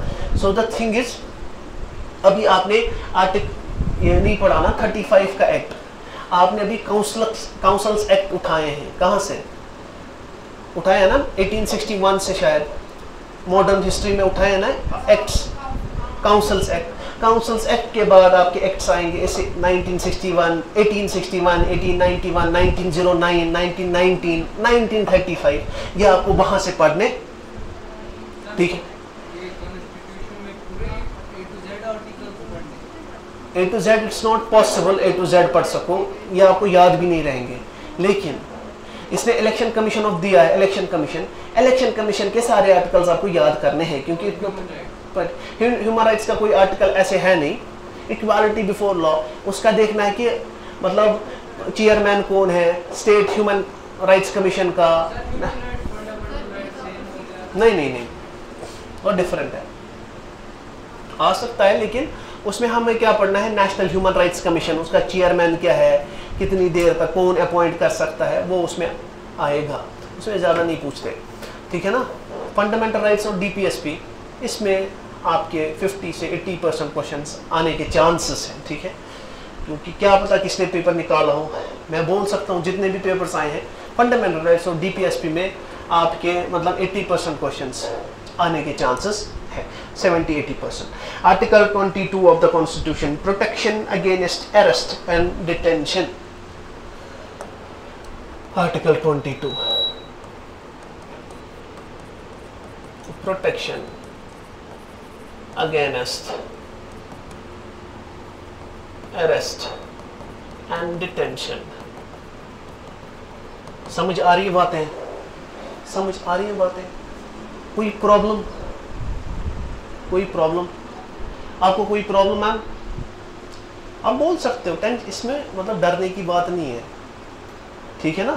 ट्राई टू कम्युनिकेट, अगर कोई भी बात समझ नहीं आ रही, you are well mature persons, ठीक है ना, आप छोटे बच्चे नहीं हो, जहाँ आपको प्रॉब्लम हो यू कैन डायरेक्टली से, ठीक है, या एडमिनिस्ट्रेशन को बोल सकते हो ये चीज़ है, बट बोलना है, बोलना है, ये तो ही प्रॉब्लम में ना।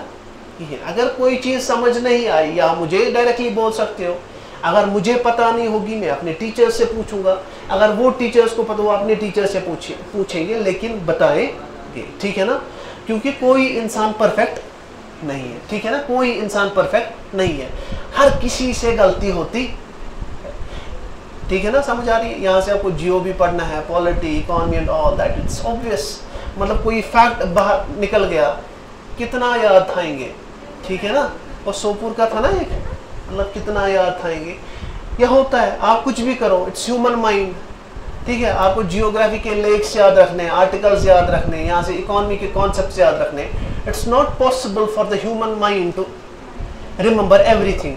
कभी निकल गया जुबान से, आप बोल सकते हो कि सर ये, जैसे परसों हुआ था एक बार, उसने बोला था 19 आर्टिकल 1 एंड ऑल दैट, हो गया क्लियर, इसमें क्या है, ठीक है ना, समझ आ रही बात। सो जहां भी आपको लगे कि प्रॉब्लम है, you can directly communicate with me, और you can communicate with administration. अगर आप मुझे नहीं बोल सकते, एडमिनिस्ट्रेशन को बोल सो। अगर एडमिनिस्ट्रेशन को नहीं बोल सकते, आप किसी लड़के को बोल दो, ये डायरेक्टली मुझसे कम्युनिकेट कर सकते हैं। ठीक है,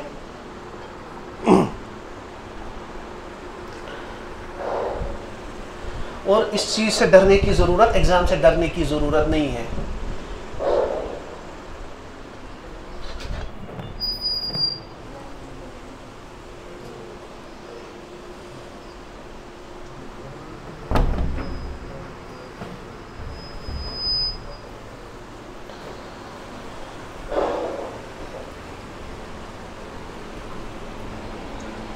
Syllabus send into group. Okay, ma'am. We'll try to send it. We'll try to send it.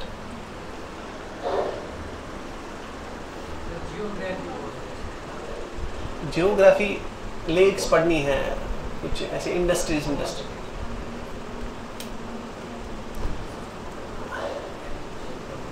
मतलब हमने क्या लिया है, हमने एज अ बर्डन लिया स्टडीज को। ठीक है ना, मतलब जब आपको मजा आने लगे ना, मजा, जैसे फॉर एग्जांपल मौलवी बोलते हैं कि नमाज में मजा आना चाहिए। ठीक है ना, इसी तरीके से लव योर बुक्स, तो ऐसा होना चाहिए कि, ठीक है ना, मतलब किताबों के बिना जिंदगी ही नहीं होनी चाहिए। फिर I was here on second Eid, library, दूसरी ईद, क्योंकि घर में क्या ही करते, खाना खा लिया, आ गए। मतलब इतना होना चाहिए कि क्या, आप में दर्द होनी चाहिए। ठीक है ना, आप ऐसा बर्डन मत लो, ये दिस इज नॉट बर्डन। आपने बोल दिया आर्टिकल से याद करने की याद, ये आप कैसे पढ़ो, ये आप देखो, एक मतलब 6 महीने 1 साल कैसे पढ़ो। Enjoy your studies, enjoy. अगर आप क्या करोगे, अगर आप बर्डन लोगे, ये खत्म करना है, खत्म करना है, खत्म करना है, ना घर के रहोगे ना गाट के। जब आप पढ़ोगे ना, किसके लिए, एन्जॉय योर स्टडीज। अपने आर्टिकल देखा, अच्छा ये मैं कहाँ इंप्लीमेंट कर सकती हूँ आर्टिकल, ठीक है ना, आर्टिकल 14 ऑफ द कॉन्स्टिट्यूशन, कैसे, कहाँ से, मतलब try to connect the things. आपको फिर क्या लगेगा, आपको ये खुद ब खुद याद हो जाएगा। समझ आ रही बात? Don't over burden your self. Over burden for example, तो आपको अभी दिमाग क्या होगा, आवर, आप फ्री हो लेकिन दिमाग क्या है, दिमाग आवर है। आप बोल रहे हो अच्छा वहां जाऊं, आपके पास फ्री टाइम है 1 घंटा, आप घर में बैठोगे, लेकिन तब भी दिमाग क्या बोल रहा है, मतलब मैं बिजी। सो डोंट मतलब over burden your self, easily पढ़ो, इजी, काम, नो टेंशन। आपने 10 ही पेज पढ़े, लेकिन खुशी खुशी वो 10 पेज पढ़ो, वो याद भी रहेंगे। आप अगर दिन भर किताबों पे बैठे हो, आप अभी यहाँ हो, वहाँ से दिमाग में इंस्टाग्राम चल रहा है, ठीक है ना, यहाँ से ओएसडार मार्शल आर्ट, उसके कितने फॉलोअर्स हैं and all that, this will not help. समझ आ रही बात? 10 ही पेज पढ़ो, लेकिन क्या मतलब फुल फ्लेजेड, आराम से, नो टेंशन, ठीक है ना। और फिर मैंने बोला था कि गिरते हैं शाहसवार ही मैदान जंग में, वो तिफल क्या गिरे जो घुटनों के बल चले। ठीक है ना, आप यहाँ आए हो, you are in the field, you are in the battle field, ठीक है ना। वो क्या जाने जो अभी घर में बैठे हैं, वो अभी सोचते ही रहेंगे, फॉर एग्जांपल मैं पहले एंटी बनूंगा, फिर मैं अपने चाचा को क्या करूंगा, उस पर केस डालूंगा and all that. Seriously, on the serious note, first step is necessary. हमने जब फर्स्ट स्टेप उठाया था, हमें भी पता ही नहीं था, before my final result I went to Delhi, ठीक है, मेरा भी कोई नहीं था वहाँ and all that. This first step is necessary. समझ आ रही बात? ये जो फर्स्ट स्टेप आपने उठाया, अब तो उठाया है, सो अब आपकी जो चीज़ें हैं वो क्या होंगी, वो आसान होती जाएंगी, क्योंकि फर्स्ट स्टेप इज इजी। अब आपको पता चल गया बुक्स एंड ऑल दैट, 3 महीने भी you will be able to क्या ग्रैब एवरीथिंग। आपको पता चल जाएगी मेरी वीकनेसेस कहाँ है, मेरी स्ट्रेंथ्स कहाँ है एंड ऑल दैट, कहाँ कैसे एग्जाम क्रैक होगा, ये खुद ब खुद पता चल जाएगी, क्योंकि आपने फर्स्ट स्टेप उठाया। जो घर में बैठा हो, ठीक है ना, मतलब सो टूट करावनी सेट, मतलब कोट लगाया, नई तहसीलदार बन पत सजब, ठीक है ना, उनके लिए नहीं होगा। खयाली पुलामाच था वो, ठीक है ना। So you are in the battle ground, अपना 100% दो। आपके जो टीचर है मुज्तबा सर, उन्होंने 3 महीने में निकाला, 3 महीने में, ठीक है ना, जो आपको रीजनिंग पढ़ाते हैं, पंचायत अकाउंट असिस्टेंट 3 महीने में, मतलब यहाँ केस भी फॉर एग्जाम्पल 6 महीने में निकाल जाते हैं। शोएब नूर सर की बात करें, सरफराज सर की बात करें, उन्होंने बोला हमने 6 महीने खाली पढ़ा है। सरफराज सर यहाँ पढ़ाते थे, वो अभी केस ऑफिसर है, बोला कि मतलब तब मतलब पत्थरबाजी हो रही थी, मैं पत्थर मार रहा था, मतलब पुलिस दौरे एक जगह, वहाँ फॉर्म कैसे बिकते थे तब, वहाँ डिजिटल फॉर्म्स नहीं थे, तब फिजिकल फॉर्म्स आपको लेने पड़ते थे 20 रुपए के, फिर उनको फिल करना, फिर आपको कहाँ जाना होता है, JKPSC ऑफिस। बोला वो बेच रहा था 20 रुपए का, मैंने ले लिया, फिल कर दिया, फर्स्ट अटेम्प्ट में निकाल दिया। So it is said that वो मर्द नहीं जो डर जाए हालात के खूनी मंजर से, जिस हाल में जीना मुश्किल हो उस हाल में जीना मर्दी है। हमारे जिस्म जख्मों से जोड़ सही, तुम अपने शिकस्ता तीर गिनो, खुद अहले तरकश बोलेंगे ये बाजी किसने हारी है, ये उन्होंने बाजी हारी है जो घर से निकले नहीं। ठीक है ना, आप बाहर निकले हो, आप कुछ ना कुछ आपको मिल जाएगा। Now article 22 of the constitution, protection against arrest and detention. Arrest and detention, इससे पानी नहीं लाया, एक second.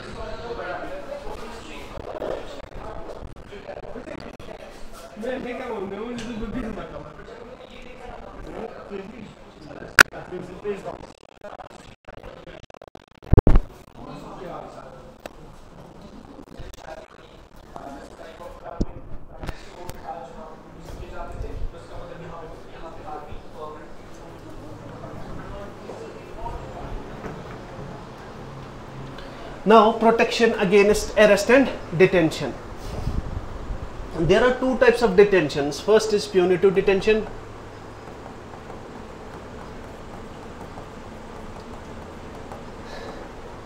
Second is preventive detention.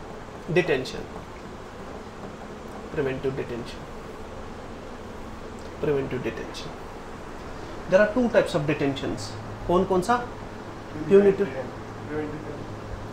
ठीक है ना, punitive detention and PUNITIVE, punitive detention.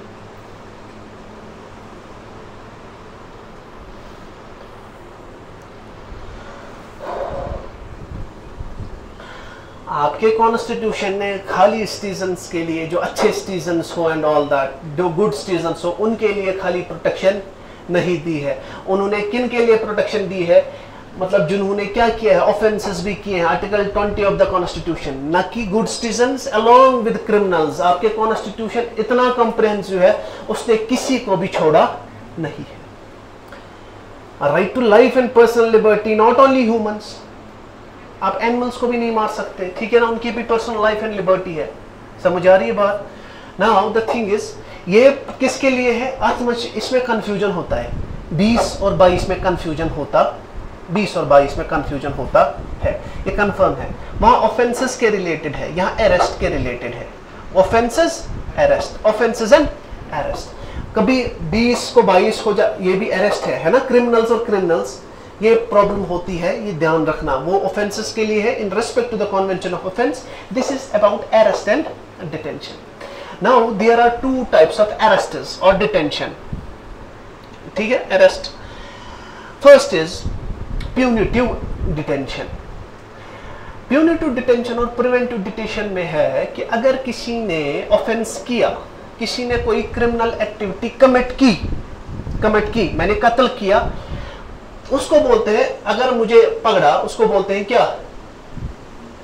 Punitive detention.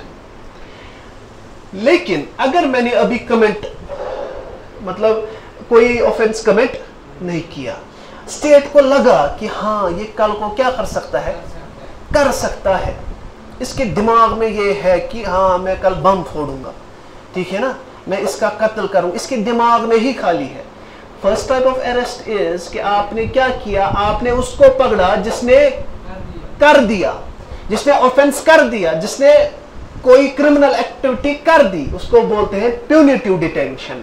आपने डिटेन किया किसी को, लेकिन उसने क्या किया है, उसने कोई जुर्म किया है, ठीक है, समझ आ रही है बात? सेकंड, कोई ऐसा हो कि हमें लगे कि ये करने वाला है, ताकि हम सेफ गार्ड सके for integrity and sovereignty of our India, sovereignty of the society, हम क्या करते हैं, हम उसको क्या करते हैं, प्रिवेंटिव डिटेंशन, प्रिवेंटिव डिटेंशन। ठीक है,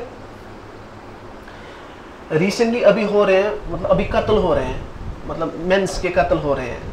कोई ड्रम में भरता है किसी को, आपने देखा ना, वो कोई ड्रम में भरा है, उसको अगर हमने पढ़ा, उसने अपने हस्बैंड को मार दिया, उसको अगर हमने पकड़ा, उसने मार दिया है उसको, दैट इज प्यूनिटिव डिटेंशन। अगर मैं देखता हूं कि अच्छा ये जो हमसाय है इसका, इसने भी ड्रम लाया है, इसने भी बोरियां लाई, लेकिन उसने अभी किया नहीं है, इसने भी ड्रम लाया है, इसने भी कट्टे लाए हैं, मतलब सीमेंट के बोरियां लाई है एंड ऑल दैट, मतलब इसका भी किसी के साथ अफेयर चल रहा है, मुझे क्या जहन में आएगा एज एन ऑफिसर, मुझे लगेगा कि हाँ ये कत्ल करने वाली है, और हम क्या करते हैं, हम इसको पहले अरेस्ट करते हैं, हम इसको पहले अरेस्ट कर, दैट इज प्रिवेंटिव डिटेंशन।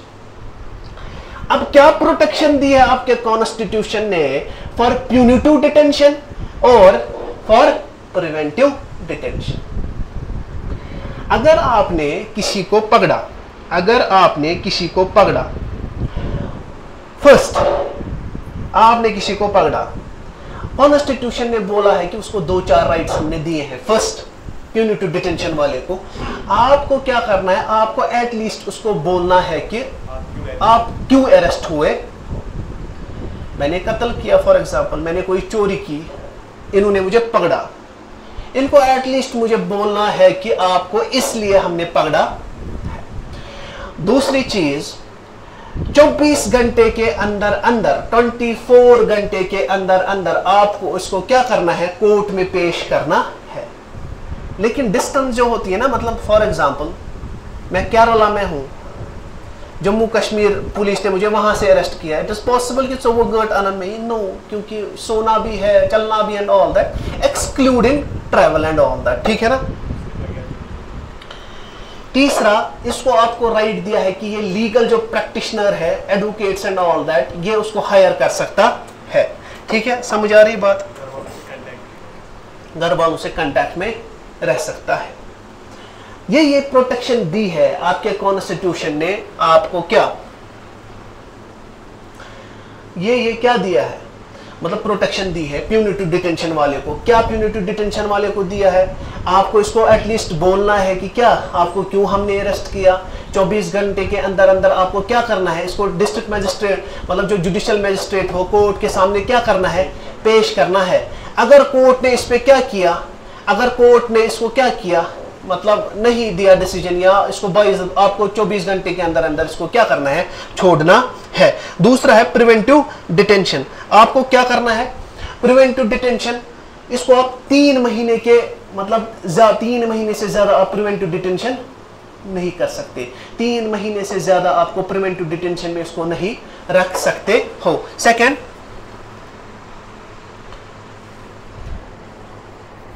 समझ आ रही बात? There are 2 types of detentions. First is punitive detention. Second is preventive detention. हमको किसी चीज से प्रिवेंट करना है, हमको किसी चीज से प्रिवेंट, कोई मतलब प्रिवेंट होने से, कोई क्राइम प्रिवेंट होने, मतलब होने से प्रिवेंट करना है। This is preventive detention. Punitive committed, इसमें कमिटेड, इसने अभी कमिट नहीं किया।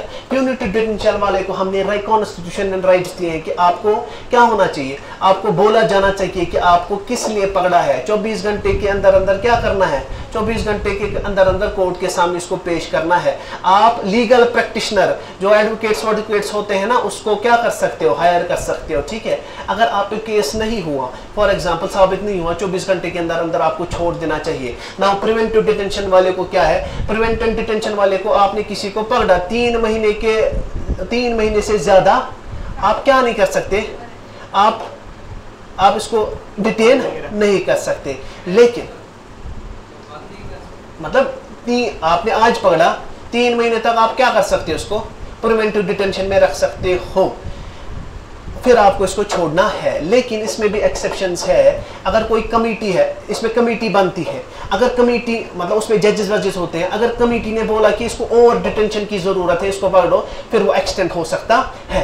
इसमें भी क्या है, इसको भी बोलना है कि आपको क्यों अरेस्ट किया है, इसको घर वालों के साथ मतलब बातचीत करनी देनी चाहिए एंड ऑल दैट। वही प्रिवेंट टू एंड किसने दिया है प्रोटेक्शन आपको, किसने दिया है प्रोटेक्शन? आर्टिकल 22 किसको दिया है? जिसका अरेस्ट हुआ है।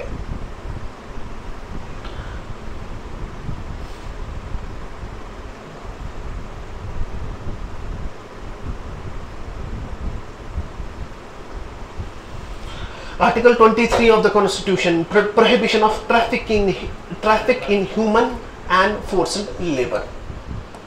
Article 23 of the Constitution. Burden ma gasa prohibition of traffic in human. Prohibition of traffic in human and forced labor. Forced labor, traffic in human and forced labor.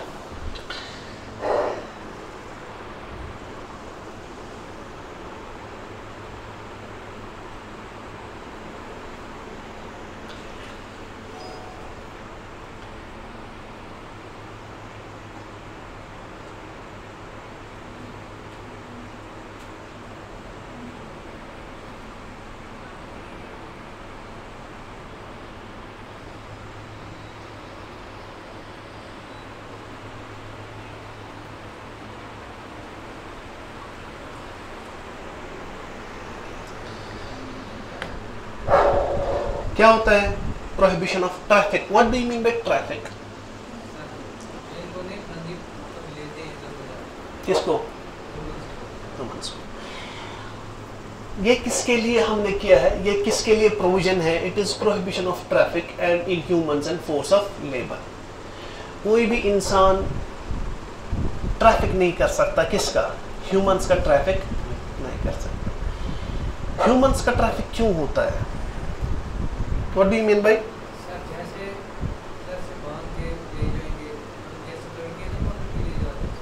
ठीक है, first trafficking होता है women's का for exploitation, for sexual exploitation, ठीक है ना, sexual exploitation. Traffic होता है बच्चों का भीख मांगने के लिए बाहर। ट्रैफिक होता है बड़ों का for what? For labour and slavery and all that, ठीक है ना। आपके कॉन्स्टिट्यूशन ने इसको क्या किया है? प्रोहिबिट किया है। आपको कभी भी लगे कि इसने क्या किया है, इसने ट्रैफिक किया ह्यूमंस का, ये अपनी बेटी को, ये अपने बच्चे को या किसी के बच्चे को बेच रहा है किसी को, आप कोर्ट जा सकते हो। इट्स योर फंडामेंटल राइट कि आप कोर्ट जा सकते हो under article 23, under article 32 of the constitution, but इसमें आर्टिकल 23 लगेगा। What is this forced labour? आपने सुना है कश्मीरी में बोलते हैं इशू बेगारी गसान, बेगारी इशू जरिए बेगारी गसान। व्हाट इज बेगार? BEGAR, बेगार। बेगारी छना वनान जरिए बेगारी, सुना है आपने? आपने सुना है इशू बेगार जरिए गोमुत, ठीक है ना। What is बेगार? बेगार क्या उस गसान? बेगार उस मतलब यहाँ भी होता था वो पहले, मतलब कैंप्स वैम्प्स थे ना, army camps and all that. ये किन को ले जाते थे? ये एडल्ट्स को ले जाते थे घास काटने, किसकी? मतलब कैंप्स की घास काटने, वहाँ जो मीनियल वर्क्स होते थे, लेकिन without what? Without wages. Constitution ने इस बेगार को, अगर आपने लेबर किया बट आपने उसको पैसे नहीं दिया, उसको प्रोहिबिट किया ने किसने? Article 23 of the constitution.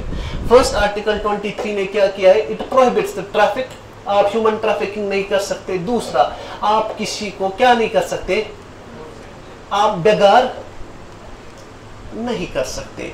आपको अगर किसी की लेबर चाहिए, किसी की सर्विस चाहिए, प्रॉपर उसको रेम्यूनरेशंस देने हैं under article 23 of the constitution. 24 is prohibition. 23 clause 2 मतलब स्टेट अगर पब्लिक इंटरेस्ट में हो तो उस वक्त स्टेट करवा सकती है आपसे काम। वो तो एक्सेप्शंस में सब कुछ आ जाएगा, लेकिन हर किसी आर्टिकल में डीप नहीं जा सकते। आर्टिकल देखो, आप एनटी के लिए हो, आर्टिकल 15 में उसमें 6 क्लॉजेस हैं, 6 के 6 पढ़ोगे, फिर 4 महीने लगेंगे, ठीक है ना, फिर 4 महीने लगेंगे। अगर मेरे पास टाइम गैप होता, मतलब 3 महीने या 4 महीने का, फिर मैं एक एक क्लॉज पढ़ाता, बट इसका कोई फ़ायदा है नहीं। मतलब you have to work smart. हाँ, मैंने आपको पढ़ा दिया, it is not even possible in his dreams कि सुप्रिस क्लॉज, ये होगा ही नहीं क्लॉज, उसको खुद क्लॉजेस पता ही नहीं होंगे, ठीक है ना। वो ज़्यादा से ज़्यादा एनटी के लिए क्या पूछ सकता है, दिस इज एसएसबी एग्जाम, वो एनटी के लिए पूछ सकता है आर्टिकल 23 क्या है, आर्टिकल 24 क्या है। यूपी मतलब जेकेपीएससी ने भी आज तक क्लॉजेस पूछे नहीं है, समझ आ रही बात, क्लॉजेस पूछे नहीं है। एक्सेप्शंस आर देयर, मतलब ये कॉमन सेंस होनी चाहिए, स्टेट कर सकती है, स्टेट कर सकती है ये एक्सेप्शंस। आप आर्टिकल 14, 15, 16, 7 किसी में भी देखो, एक्सेप्शंस आर देयर, वो कॉमन सेंस है, स्टेट तो कर सकती है, लेकिन it is not smart work कि आप एक एक क्लॉज पढ़ो। अगर हमने एक एक क्लॉज पढ़ना स्टार्ट कर दिया, अभी कितने दिन हुए आपके, 23 से लेकर 7 तक हो गए, लगभग 15 दिन हो गए, 15 दिन मतलब 7 हो गए 14, मतलब ऑलमोस्ट मान लो 10-12 दिन तो हो गए नाउ दैट। अभी मतलब 1 मंथ लगेगा, 1.5 मंथ आपकी पॉलिटी चलेगी, फिर आपका कश्मीरी पॉलिटी चलेगी, फिर आपको करंट पढ़ना है and all that.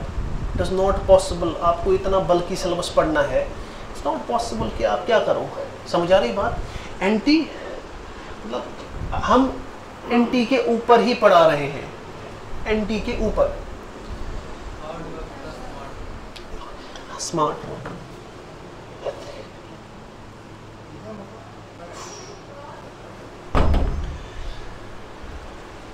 Article 24 of the constitution, वो कल पढ़ेंगे क्योंकि ये बोल रहे हैं कि आप ख़त्म, तो आर्टिकल 24 ऑफ द कॉन्स्टिट्यूशन, ठीक है, याद किया आपने।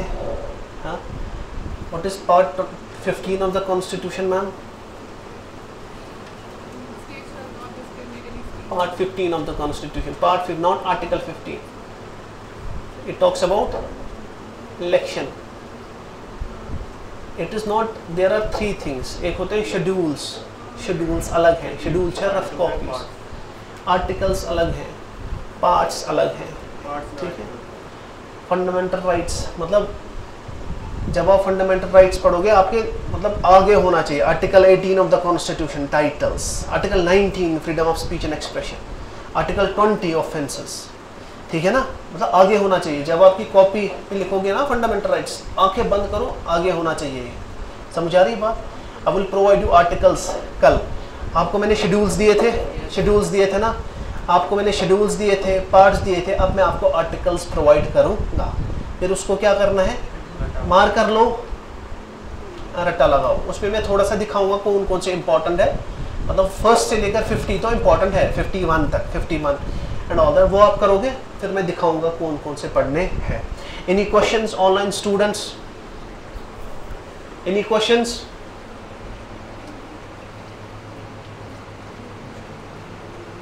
Shabina, any questions? पुरत?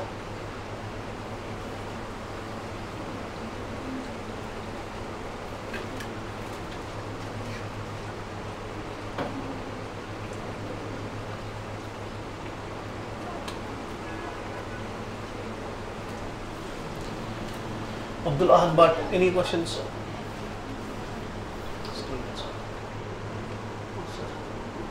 ठीक है, आपका 50 नहीं 13 को शायद पेपर है, ठीक है, 13 को be ready for your papers everyone, ठीक है। फंडामेंटल राइट्स के साथ होगा, हाँ, जो हमने आज तक पढ़ा है ना, एंड वो आप क्या करोगे, वो आप अपने पास रखोगे, क्योंकि जो मैं क्वेश्चंस निकालूंगा these will be the top most question, मतलब जो आज तक पूछे हैं, यूपीएससी ने पूछे, जेकेपीएससी ने पूछे, मोस्ट इंपॉर्टेंट क्वेश्चंस जो आज तक पूछे गए हैं, आई विल थ्रो मतलब देम इन द पेपर। फिर क्या करोगे, जब आपके मतलब 12 से या 14-15 टेस्ट होंगे, फिर आप लास्ट मिनट में वो क्या कर सकते हो, रिवाइज कर सकते हो, वही क्वेश्चंस पूछेंगे, फिर टेंशन नहीं है उस चीज़ की। I could not attend last class, so kindly upload those classes so we can go together through that. Sorry, आप एक काम कर सकते हो, ये आपको अपलोड कर देंगे। अगर आपको इन्होंने नहीं वो लास्ट वाला नहीं था, वो उससे पहले वाला था। लास्ट वाला इन्होंने यूट्यूब पे नहीं चढ़ाया, मैं इनको बोल दूंगा, ठीक है। इन्होंने लास्ट टू लास्ट चढ़ाया था यूट्यूब पे, मैं इनको बोल दूंगा how will online students appear in this test. आके काम कर सकते हो आप, यहाँ आप ऑफलाइन आ सकते हो, आपके लिए वो फ्री ऑफ कॉस्ट है हमारी टेस्ट सीरीज, या तो आप ऑफलाइन आ सकते हो। हमने कुपवारा साइड से एक ये रखा है, मतलब एक सेंटर रखा है, वहाँ आप दे सकते हो। हमने यहाँ पुलवामा साइड से भी एक सेंटर रखा है, वहाँ भी आप दे सकते हो। आप श्रीनगर भी आ सकते हो, यहाँ पेपर्स दे सकते हो। अलॉन्ग विद दैट, अगर आप नहीं आना चाहते, हम पेपर्स के बाद हम आपको पेपर सेंड कर देंगे, आप हमें उसका क्या दो, आप हमें उसका आंसर सेंड कर सकते हो। We will evaluate that. Thank you so much, thank you, ठीक है ना, थैंक यू।